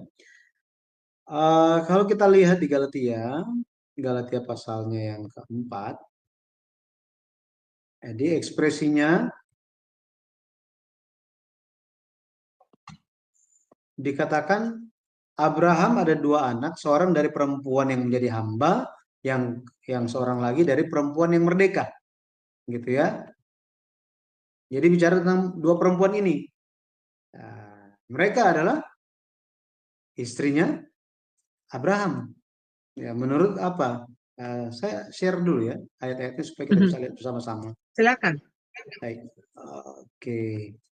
Jadi Galatia 4 ayatnya yang ke-22 dikatakan, bukankah ada tertulis bahwa Abraham mempunyai dua anak, seorang dari perempuan yang menjadi hambanya dan seorang dari perempuan yang merdeka, gitu ya. Tetapi kalau kita lihat di kitab Kejadian pasal 16 ayatnya yang pertama dikatakan, adapun Sarai istri Abraham itu. Ayat yang ketiga dikatakan apa? Sarai istri Abraham itu mengambil Hagar hambanya orang Mesir itu, yakni ketika Abraham telah 10 tahun tinggal di tanah Kanaan, lalu memberikannya kepada Abraham suaminya untuk menjadi istrinya. Jadi mau sebutan itu gundik kah, selir, istri, tetap memiliki saya nggak bilang makna yang sama, tetapi tujuan adalah untuk mendapatkan keturunan, gitu. Mendapatkan keturunan. Setelah ini, kalau kita lihat Hagar sudah dipisahkan juga, kan? Sudah dipisahkan, sudah tidak bersama-sama. Kemudian Sarah juga mati. Setelah itu, setelah Ishak Ya, kalau kita lihat Ishak juga dia menikah. Ada catatan dalam Alkitab bahwa Abraham menikah lagi, gitu ya. Kalau kita lihat di Kejadian 26, Kejadian 25 dikatakan Abram mengambil pula seorang istri namanya Keturah. Gitu. Jadi dia ada 3. Berdasarkan apa yang kita baca, ada 3 istri. Jadi bukannya ganti nama, gitu ya. Seperti itu, Ibu. Oke, baik. Terima kasih. Jadi tetap ya di dalam kitab Kejadian itu sudah sangat jelas ya, itu Bapak Pendeta ya, bahwa Abraham itu punya istri 3 ya. Dari Sarah punya anak 1, dari Hagar punya anak 1, dan dari Keturah punya anak 6. Ya. Baik, Bapak Ibu, dipersilakan ya Bapak Ibu untuk bertanya-tanya apa yang Anda ingin tanyakan. Nah, ada lagi pertanyaan yang pernah terbesit ini Pak Pendeta mengenai Abraham. Menurut saya tidak ada yang mengetahui umur berapa exactly umur Abraham itu keluar dari Ur Kasdim, ya. Dan kemudian dia pergi ke Haran. Nah, di Haran dia tinggal beberapa saat di sana. Nah, ini saya juga lupa ini ada berapa tahun apa enggak, tapi umurnya sudah jelas 75 tahun ya dia keluar ya. Nah, ada beberapa pendapat yang mengatakan bahwa waktu Abraham keluar dari Ur Kasdim, dia sudah kaya raya katanya gitu. Nah, bagaimana menurut dari sudut pandang sejarah penebusan Pak Pendeta Yudi? Ya, kalau kita lihat Alkitab, tidak disebutkan bahwa Abraham itu seperti yang Ibu katakan, dia keluar dari tanah Ur Kasdim itu umur berapa, tidak dituliskan. Tetapi kita tahu itu adalah sebelum umur 75 tahun. Gitu ya. Kenapa? Karena pas umur 75 tahun dia dari Haran ke Kanaan. Sesuai dengan ayat yang tadi, Kejadian 12 ayat yang keempat. Dan ayat yang kelima kalau kita lihat, ayat yang kelima, kita tampilkan saja ayatnya ya. Kejadian 12, mungkin lebih ya.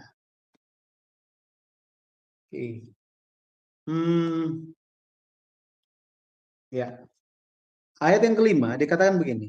Abram membawa Sarai istrinya dan Lot anak saudaranya dan segala harta benda yang didapat mereka dan orang-orang yang diperoleh mereka di Haran. Mereka berangkat ke tanah Kanaan lalu sampai di situ. Jadi ada catatan ini ya. Kita garis bawah dulu di sini bahwa Alkitab mencatat bahwa dia memperoleh harta benda dan orang-orang, ya, pekerja-pekerja, hamba, itu di Haran. Kemudian, kalau kita baca di ayatnya yang ke-16, ayat yang ke-16, dikatakan Firaun menyambut, jadi ketika ke Mesir, Firaun menyambut Abram dengan baik-baik, karena ia mengingini perempuan itu Sarah gitu ya. Dan Abram mendapat kambing domba, lembu sapi, keledai jantan, budak laki-laki dan perempuan, keledai betina dan unta. Jadi mendapatkan banyak hal, gitu ya. Ayat 20 dikatakan, lalu Firaun memerintahkan beberapa orang untuk mengantarkan Abram pergi bersama-sama dengan istrinya dan segala kepunyaannya. Segala kepunyaannya. Jadi kita bisa lihat dan membandingkan di Kejadian pasal 11, ayatnya yang ke-31, ayat 31, dikatakan apa? Lalu Tera membawa Abram anaknya serta cucunya, Lot yaitu anak Haran dan Sarai menantunya, istri Abram anaknya. Ia berangkat bersama-sama dengan mereka dari Ur Kasdim untuk pergi ke tanah Kanaan. Lalu sampailah mereka ke Haran dan menetap di sana. Lewat 3 ayat ini kita bisa membandingkan. Allah menekankan bahwa ketika panggilan pertama itu diberikan, tidak ada catatan dia memiliki apa saja, gitu ya. Tetapi mungkin dia sudah ada memiliki sesuatu hal, kita tidak tahu. Alkitab tidak catat. Akan tetapi Alkitab mencatat setelah dia dipanggil dari Haran, Allah tekankan bahwa apa? Aku akan memberkati engkau, katanya. Memberkati engkau. Aku akan memberkati engkau. Dan aku akan memberkati engkau. Setelah itu, di Haran dia jadi kaya. Kemudian apa?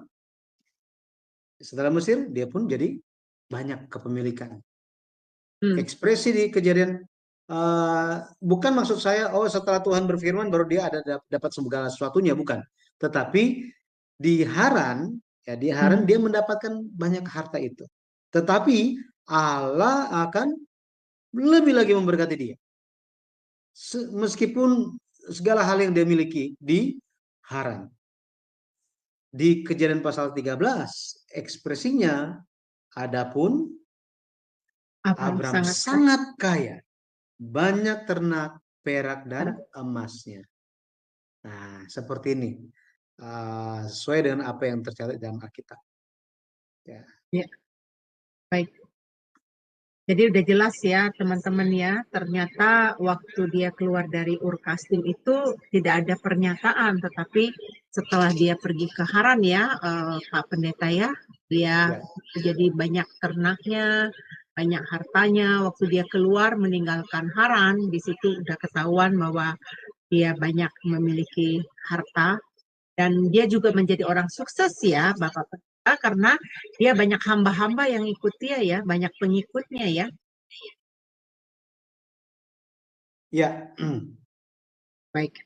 Bapak Pendeta, di dalam teks di sini ada pertanyaan dari Ibu Eri yang bertanya begini. Pak, saya mau bertanya, ketika Abraham berada di tanah Kanaan dan saat itu terjadi bencana kelaparan yang hebat, kemudian mereka pergi ke Mesir. Apakah tindakan pergi ke Mesir ini di ataskan kehendak Abraham atau kehendak petunjuk Tuhan? Nah, katanya. Dan ketika di Mesir ada sesuatu tindakan Abraham yang bertentangan dengan imannya, berdusta pada Raja Mesir. Ketika itu tentang status istrinya. Minta penjelasannya, Pak. Baik, terima kasih, Bu. Jadi, kalau kita lihat, Abraham pergi ke Mesir, dia tidak tanya Tuhan. Imannya itu dia tidak tampak. Tidak tampak. Kita bisa tahu ini dari mana? Sebenarnya di dalam buku yang ke-10, buku seri Sejarah Perebusan, maaf ya baru dalam bahasa Korea gitu ya, itu dijelaskan dengan detail. Di setiap tempat Abraham pergi itu pergi kemana saja, apa yang terjadi di sana. Apa yang terjadi di setiap tempat-tempat tersebut. Nah, Abraham ketika dia tiba di tanah Kanaan di Sikem, dia mendirikan mezbah, artinya dia menyembah Allah. Dia pergi sampai ke suatu wilayah antara Betel dan Ai. Dia mendirikan mezbah di sana. Kemudian dia pergi ke Mesir, tidak ditulis dia mendirikan mezbah di sana. Setelah dia kembali dari Mesir, pergi ke Betel dan Ai, antara Betel dan Ai, dia pergi mendirikan mezbah dia yang dulu. Ketika dia pindah ke Hebron, dia mendirikan mezbah. Setiap kali perjalanan dia pindah-pindah tempat, dia selalu mendirikan mezbah, kecuali di Mesir. Jadi kita bisa tahu, kalau misalnya biasa beribadah, tiba-tiba nggak beribadah, ada sesuatu yang terjadi, terefek gitu ya. Lebih lagi, perbuatan Abraham, Tuhan tidak tutup-tutup. Tuhan tetapkan bahwa itu adalah suatu kesalahan. Dia berdusta. Dia tidak mengandalkan Allah. Dia lakukan ini sekali lagi di Kejadian pasal 18. Jadi di Kejadian 12 dia lakukan, di Kejadian 18 dia lakukan juga terhadap Raja Abimelek. Nah, maka kita bisa lihat karena kesalahan Abraham tersebut, karena turunnya iman dia, karena dia itu akhirnya karena turun imannya, dia takut, ya kan? Dia takut mati katanya. Dia takut mati. Terus apa? Dia berdusta. Akhirnya keadaan dia tidak menjadi lebih baik. Abraham membahayakan istrinya. Tetapi bukan cuma membahayakan istrinya saja. Abraham membuat jalur kedatangan Mesias itu ada di situasi kritis. Kenapa? Bayangkan kalau Tuhan tidak intervensi. Jika Tuhan tidak intervensi, Sarah pada akhirnya tidak suci lagi, betul ya? Tidak suci lagi, sudah dinodai oleh orang Mesir. Bagaimana Tuhan bisa bekerja sesuai dengan apa yang dia janjikan? Abraham, Allah nyatakan dia salah. Dia salah. Ya, tidak ditulis di situ gitu ya. Tetapi krisis itu merupakan hukuman bagi dia. Wah, hal ini ditekankan lagi. Di mana? Allah tekankan lagi kepada Ishak.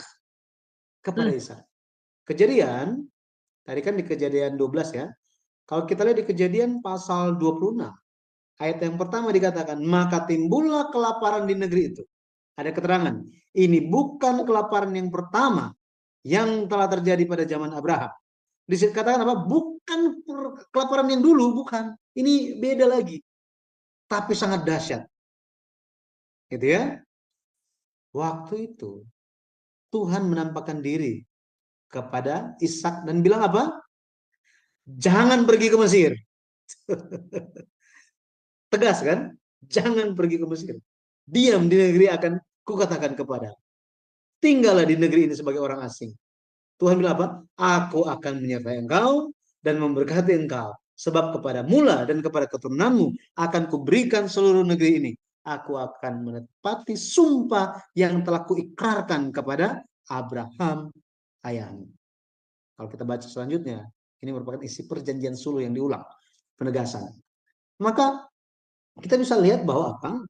Bahwa Mesir itu bukan kehendak Tuhan. Bukan. Ya, di zamannya Abraham, zamannya Ishak, Mesir itu bukan kehendak Tuhan. Tetapi di zamannya Yusuf, Mesir itu adalah kehendak Tuhan. Yakub pun masih ragu kalau kita lihat di kemudian hari. Nah, itu nanti kita lihat ceritanya nanti gitu ya. Tetapi Allah ya, dia tidak tutup-tutup. Dia nyatakan apa yang salah. Makanya mungkin saya membayangkan di peristiwanya posisi Ishak, di posisi Ishak, mungkin dia pernah tanya, Mami dulu sama Papi ketemunya gimana? Gitu ya. Oh, terus gimana? Wah, mungkin salah satu ceritanya apa? Papi kamu gila itu dulu. Dibawa ke Mesir. Waduh. Wah, Mami hampir direbut orang. Oh ya? Waduh seru nih. Kayak apa? Korean drama gitu ya.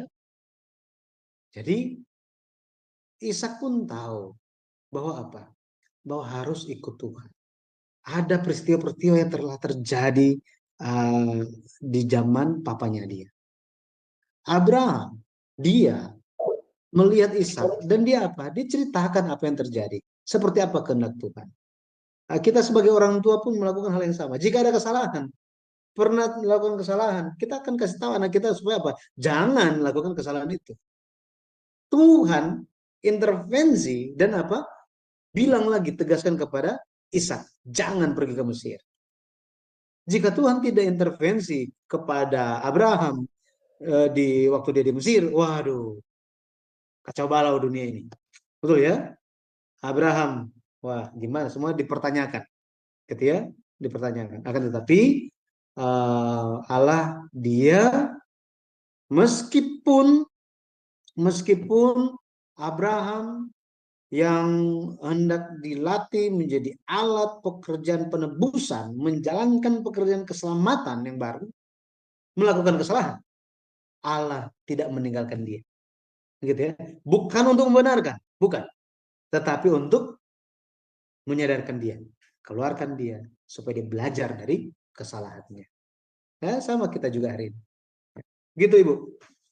Ya, katanya Ibu Eri, katanya terima kasih, pertanyaannya ya, sangat jelas jawabannya katanya. Nah, ini ada pertanyaan lagi dikirim ke saya mengenai imannya Abraham. Berarti waktu dia masih di Ur Kasdim, dia bukan orang yang beriman ya, katanya gitu. Ya, mungkin Pak Budi bisa menjawabnya. Jadi kalau kita lihat, Abraham itu tinggal di dalam keluarga yang Kasdim. menyembah berhala. Iya. Di Ur Kasdim. Yosua 23 menyatakan hal itu, ayat yang kedua, 3, kemudian yang ke-15 atau 14. Di situ dikatakan bahwa keluarga Abraham itu menyembah berhala. Akan tetapi bisa diduga bahwa di dalam Abraham itu ada suatu penolakan terhadap kondisi di waktu itu. Ya, kondisi di waktu itu. Kenapa? Kok bisa gitu? Betul ya? Karena begini. Tuhan bekerja melalui Bapak-bapak leluhur iman itu. Bukannya Bapak-bapak leluhur iman ini nggak tahu apa-apa tentang Tuhan. Ini, bukannya mereka nggak tahu apa-apa tentang Tuhan, bukan. Mereka masih tahu. Meskipun jaraknya jauh, itu masih berkabar. Apakah ada bukti dalam Alkitab? Ini, ya. Jadi meskipun Abraham itu tinggalnya di Ur Kasdim, Nuh, Sem, Arpakshad, Shelah bertinggalnya itu di daerah Haran, apakah masih berkabar? Bayangkan dari semua tempat, kenapa mesti berhenti di Haran? Betul ya? Emang dia tahu ada siapa di sana? Dia tahu. Apakah ada petunjuk di dalam Alkitab yang menyatakan bahwa masih saling berkabar meskipun jaraknya jauh? Ada. Gitu ya? Ada. Kita lihat Kejadian. Saya share screen dulu. Kejadian.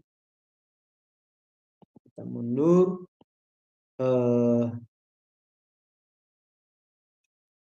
Ya.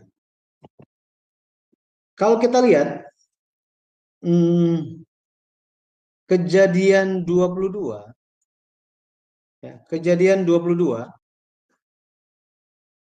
Ini kan peristiwa Kejadian pasal 22 itu adalah peristiwa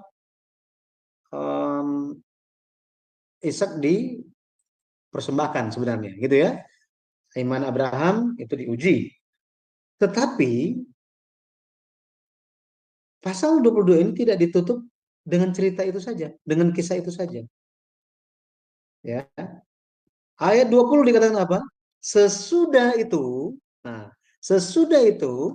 Abraham mendapat kabar. Juga Milka telah melahirkan anak-anak lelaki bagi Nahor saudaramu. Kemudian apa lagi beritanya? Hus anak sulung, Bus adiknya, dan Kemuel ayah Aram. Juga Kezet, Hazob, Pildas, Yidlaf, dan Betuel. Dan Betuel memperanakan Ribka. Kedelapan orang inilah dilahirkan Milka bagi Nahor, saudara Abraham itu. Dan gundik Nahor yang namanya Reuma melahirkan anak juga yang Teba, Gaham, Tahas, dan Maakah. Bisa lihat di sini tentang Ribka ini sudah diketahui gara-gara apa? Abraham dapat WhatsApp zaman dulu. Kalau zaman sekarang gitu ya. Jadi Abraham mendapatkan kabar. Padahal mereka itu hidupnya di tempat yang berbeda. Jaraknya sangat jauh antara Haran dan Kanaan. Tetapi masih ada kabar. Seperti itu juga kalau kita lihat bahwa peluluhur iman itu masih ada komunikasi, kabar. Setidaknya apa? Oh, itu sudah punya anak siapa? Oh, terus gimana kabarnya? Oh, ya begini-begini. Ya kita juga zaman sekarang kan terima-terima kabar. Orang-orang pada ketemuan pas kapan sih? Ada yang menikah, ada yang meninggal, terus apa? Cerita lagi keadaan keluarganya seperti apa, keluarganya seperti apa.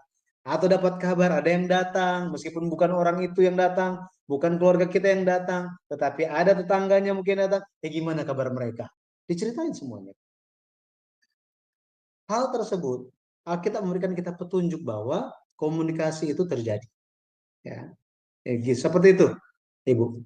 Ya, luar biasa itu jawaban yang tepat sekali ya. Memang melalui pengajaran sejarah penebusan ini kita tahu secara detail ya Bapak Ibu ya dari sejarahnya. Bahkan bagaimana perjalanan Abraham itu keluar. Cuman saya lupa nih Bapak Pendeta mengenai perjalanannya Abraham itu yang dari Ur-Kasdim dia keluar ke Haran, dari Haran dia ke Sikem dia ke Betel dan Ai, dari Betel dan Ai dia pergi ke Mesir, dari Mesir dia pergi ke Betel dan Ai. Nah dari Betel dan Ai kan dia udah sampai ke Hebron. Nah udah sampai ke Hebron saya nggak ngerti, saya lupa itu kenapa dia balik ke Geral. Nah dari Geral dia ke Betsheba, dari Betsheba dia baru masuk lagi ke Hebron. Jadi dia ke Hebron itu 2 kali ya. Nah, disitulah dia baru masuk ke Kanaan. Nah, kalau kita lihat dari pemetaan itu, Hebron itu kan udah di Kanaan ya, Pak Bapak Pendeta ya. Di mute itu, Pak. Oh iya, dia di Kanaan. Ya, di Kanaan ya. Ya, ini Bapak Ibu kalau ada yang mau bertanya silakan ya. Kalau ada yang ingin bertanya, jangan malu-malu. Karena pengajaran sejarah penebusan ini sangat sistematis, jadi Anda bisa tahu apa yang Anda ingin tahu dari Bapak Abraham, apa yang ingin Anda pertanyakan mengenai dia, ya. Karena dari pengajaran Bapak Abraham ini kita sangat jelas sekali dari pengajaran sejarah penebusan. Nah, Bapak Ibu izinkan saya sebentar untuk menampilkan ini ya Bapak Ibu ya. Bapak Ibu, kami memiliki gereja di Jakarta, namanya GPBSI Jakarta. Banyak sekali pengajaran-pengajaran firman Tuhan yang disampaikan melalui YouTube channel dari GPBSI Jakarta. Saya berharap Bapak Ibu bisa mengikutinya, karena ini pengajaran-pengajaran yang luar biasa. Saat ini kami sedang ada sekolah minggu, yaitu pengajaran setelah ibadah, itu ada mengenai Tuhan Yesus lahir pada tanggal berapa.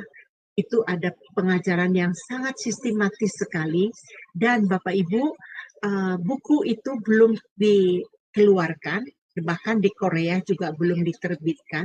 Itu adalah buku dari tulisan dari Bapak senior pendeta kami, Pendeta Abraham Pak ya.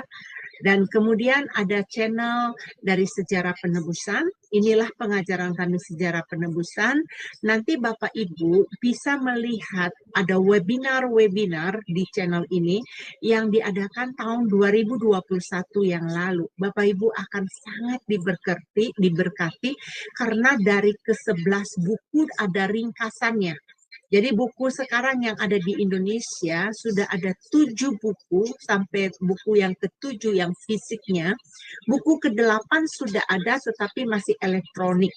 Nah, ini dalam proses pencetakan, mudah-mudahan akhir tahun ini atau awal tahun depan buku seri 8 bisa diterbitkan.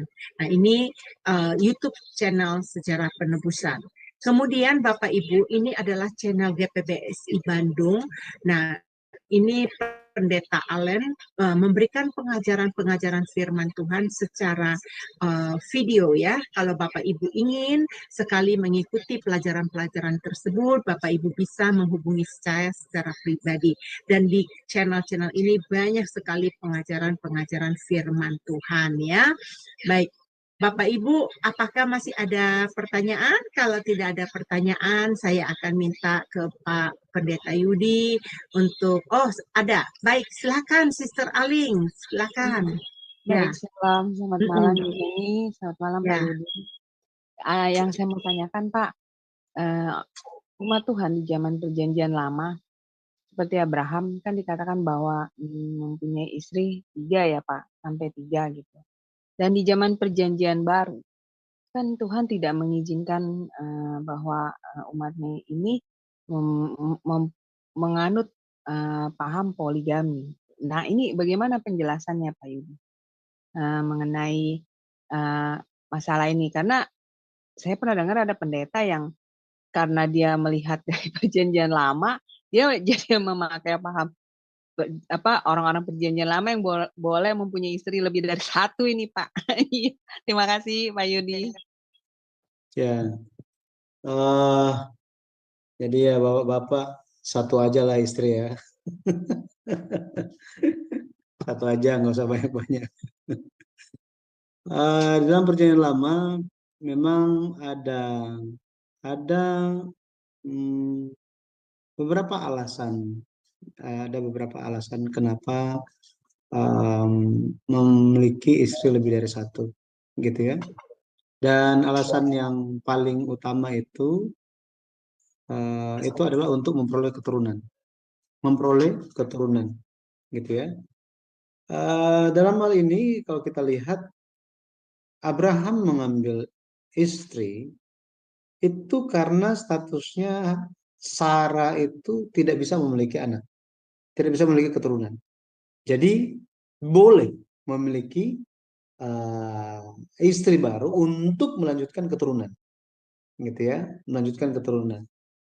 Akan tetapi kalau kita lihat itu hanya konsep zaman dulu gitu ya, konsep zaman dulu itu alasannya seperti itu.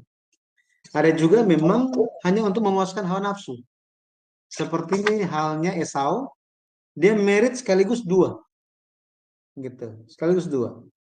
Nah, terus Yakub gimana? Yakub ya sebenarnya by accident, by accident.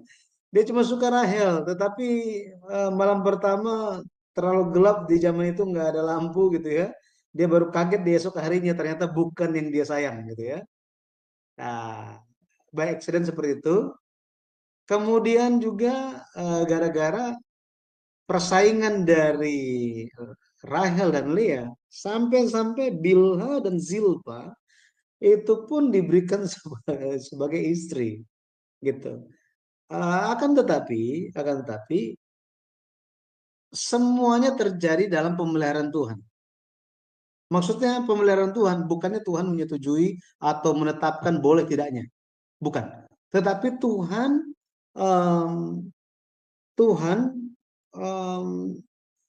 semua peristiwa yang terjadi itu dia jaga supaya pada akhirnya nantinya gitu ya, nantinya kehendak Tuhan itu bisa terwujud. Mungkin kita bisa katakan itu sebagai izin dari Tuhan, gitu ya. Tetapi itu dengan tujuan, bukan dengan pengen memuaskan hawa nafsu, gitu. Enggak seperti itu. Tetapi ingat, ada tujuan di saat itu. Bukan apa? Bukan diterapkan, oh berarti kalau dulu boleh, sekarang boleh. Salomo aja istrinya hampir, itu istrinya ya 1000, berarti boleh dong, ya kan?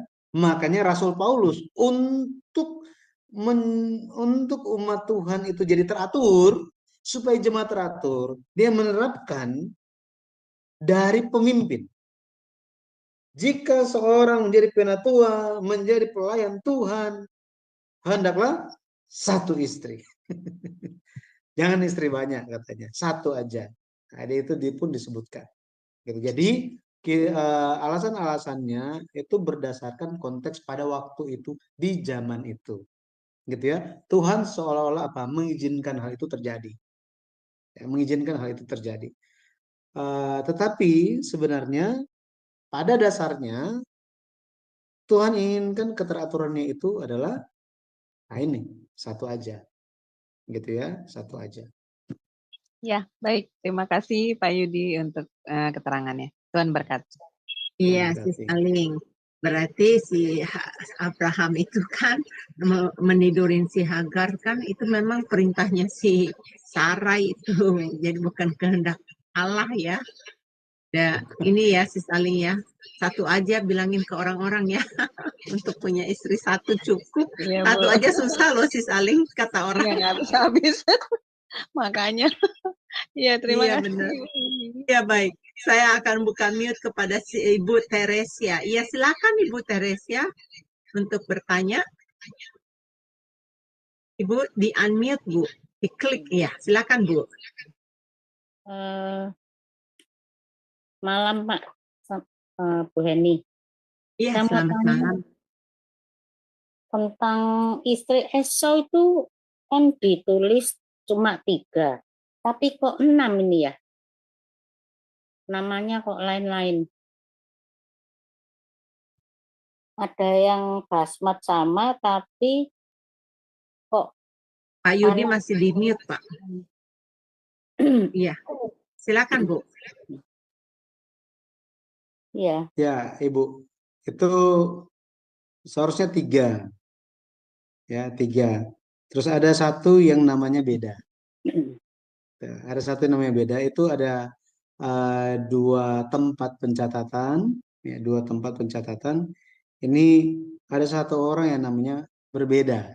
Tuh, jadi ada 3 istrinya. Yang Dan ya, yang benar yang mana Pak? benar semuanya. Itu semua ada di dalam Alkitab. Jadi benar semuanya, Ibu. Kan Yudit anak dari orang Het. Ya. Terus Basmat anak Elon orang Het, tapi Basmat satunya anak Ismail. Ya, itu sebenarnya menunjuk kepada itu orang yang sama tapi namanya beda, gitu ya. Orang yang sama tapi namanya beda. Nah, kalau dihitung semuanya itu jadi beda-beda semua jadi 6.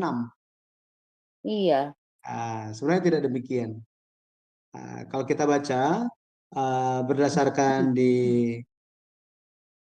Kejadian pasal 26, ya, Kejadian 26 ya. Iya, Kejadian 26 Kejadian 26 itu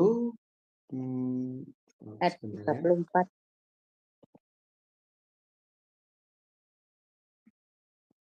Di Kejadian pasal 26 itu sebenarnya disebutkan siapa gitu awalnya gitu ya. Kejadian pasal 26.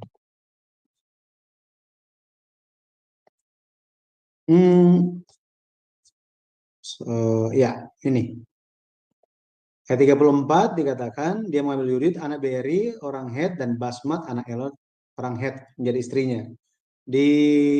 Kalau Kejadian lihat di Kejadian 36 ya atau 28 ayat 9 itu ada Mahalat anak Ismail. Ya. Nih ada Mahalat anak Ismail gitu ya. Kemudian kalau lihat di 36 ayat 2 sampai 3. Ya, ini ada anak Elon orang Het, Oholibama anak-anak Basmat anak Ismail. Ini. Apa Basmat sama Mahalat ini sama? Jadi ini anaknya Ismail ini tetap sama.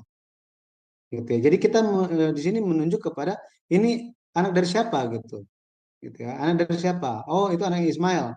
Jadi meskipun tadi dikatakan Mahalat, tapi anak Ismail kan? Iya. Nah, ini anaknya Ismail gitu. Menunjuk kepada orang yang sama, tetapi namanya berbeda. Ya, namanya berbeda. Berarti seperti ada tertukar gitu catatan, tetapi ini bicara mengenai orang yang sama. 3 istrinya. Berarti Basmat, Mahalat, Basmat lagi itu tetap Basmat ya, Pak? Jadi Basmat anak Ismail, Mahalat anak Ismail kan? Iya. Ya, itu orang yang sama. Terus Basmat satunya anak Elon itu? Anak Elon. Nah, itu namanya yang ini nih. Ada. Ini. Ada anak Elon kan di sini kan? Ada anak Elon. Ini, anak Elon. Iya. Orang Het gitu ya. Kemudian satu lagi itu hanya disebutkan siapa tadi? Satunya lagi. Yudit sama Oholibama. Itu kan? Yudit sama Oholibama ini. Ya, sini kan? Ini. Yudit. Ini, Yudit. Iya. Kalau lihat ya, Yudit ini si siapa tuh nama itu? Anak Berry, orang Het. Ya, itu yang Oholibama gitu. Oh. Padahal kan orang Hewi ya Pak ya. Orang Hewi, orang Het, kalau lihat gitu ya, kalau lihat suku-suku Kanaan sendiri itu ada di Kanaan itu ada suku yang disebutkan menjadi satu, ada juga dipisah-pisah. Case yang seperti itu ada. Gitu. Makanya tanah Kanaan itu dikatakan ada 7 bangsa di sana. Ya, tapi di satu sisi ada 7 bangsa, di ayat yang lain ada 8, di ayat yang lain juga ada 10. Seperti ini Alkitab mencatat. Jadi ada wilayahnya yang menjadi satu, ada wilayahnya yang sendiri-sendiri dipisahkan menjadi daerah yang kecil. Hal seperti ini dicatat dalam Alkitab. Jadi Alkitab, kita kembali lagi gitu ya, karena saya nggak mau keluar dari apa yang tidak ada di dalam Alkitab. Apa yang ada dalam Alkitab, di situ dicatat apa adanya, bahwa istri dari Esau itu ada 3, maka kita terima 3. Petunjuk-petunjuk yang diberikan itu ada anak Elon, kemudian ada anak Ismail. Ini yang sama kan? Iya. Benar ya? Berdasarkan hal itu. Berarti yang satunya lagi bicara tentang orang yang sama. Gitu. Ya Ibu ya. Ya, makasih Pak. Ya, sama-sama. Wow. Ini Ibu Teresa belajarnya udah detail banget ya. Itu luar biasa ya. Bapak Ibu masih adakah lagi? Kelihatannya udah malam ya. Dan Bapak Pendeta Yudi juga harus istirahat karena seharian beraktivitas. Dia habis ngajar juga di tempat lain. Mungkin Bapak Pendeta bisa tutup closing, kesimpulan, dan kemudian doa berkat buat kita semuanya. Silakan Pak. Baik, inti dari pelajaran pemisahan Abraham dan pemanggilan Abraham ini untuk menggambarkan bagaimana orang-orang kudus di hari akhir akan menjalankan perjalanan yang sama, proses yang sama. Dan kita percaya bahwa banyak di antara kita yang sudah mengalaminya, atau ada yang sedang mengalaminya, atau mungkin belum mengalaminya. Tetapi semua merupakan bagian dari proses iman kita sementara diakui sebagai iman yang takut akan Allah. Kita adalah anak-anak Abraham.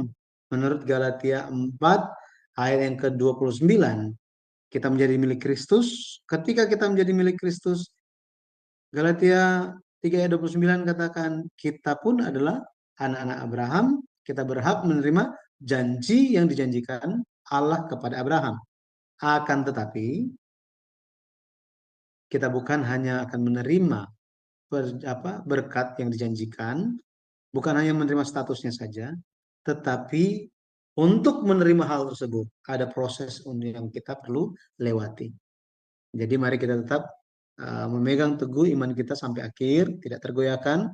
Mari kita tidak dikacau balaukan pemikiran kita dengan pandangan-pandangan yang tidak alkitabiah, yang liberal, yang fokus hanya kepada sekuler saja, gitu ya.